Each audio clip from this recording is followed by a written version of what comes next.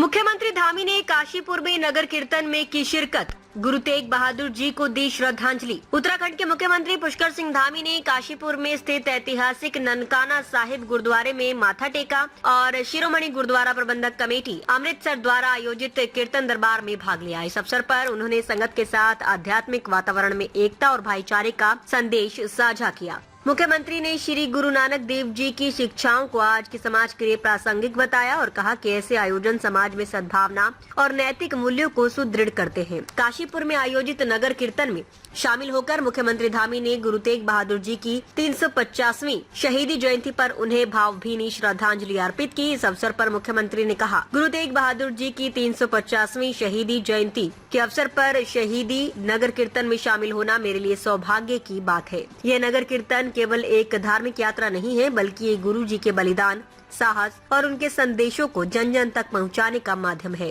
कार्यक्रम के दौरान श्रद्धालुओं की भारी उपस्थिति रही और वातावरण गुरबाणी की मधुर ध्वनियों से गूंज उठा। मुख्यमंत्री ने गुरुद्वारा प्रबंधक कमेटी को इस आयोजन के लिए धन्यवाद भी दिया और इसे उत्तराखंड की धार्मिक एवं सांस्कृतिक विविधता का प्रतीक बताया। और इस शहीदी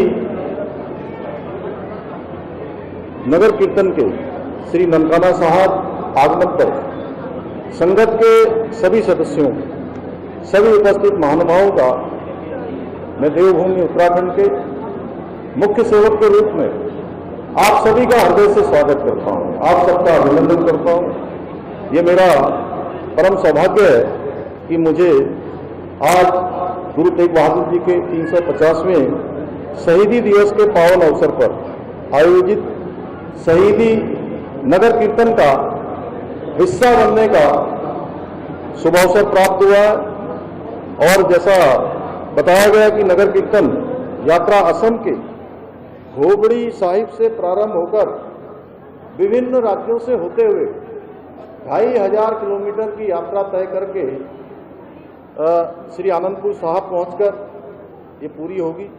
मेरा मानना है कि ये नगर कीर्तन केवल एक यात्रा नहीं है, बल्कि आस्था, एकता और हमारे गुरु साहब के संदेश को जन जन तक पहुंचाने का एक पवित्र अभियान है।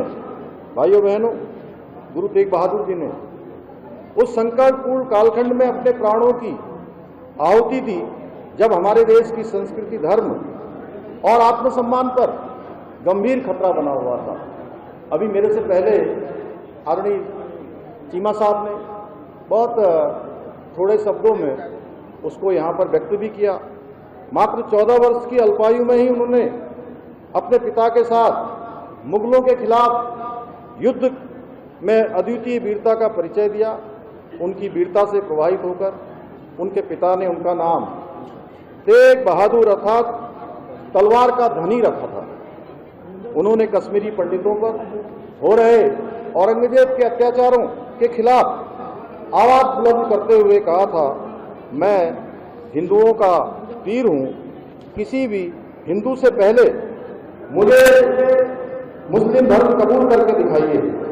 औरंगजेब ने षड्यंत्रपूर्वक गुरु तेग बहादुर जी को हिंदू बुलाया और उन्हें बंदी बना लिया।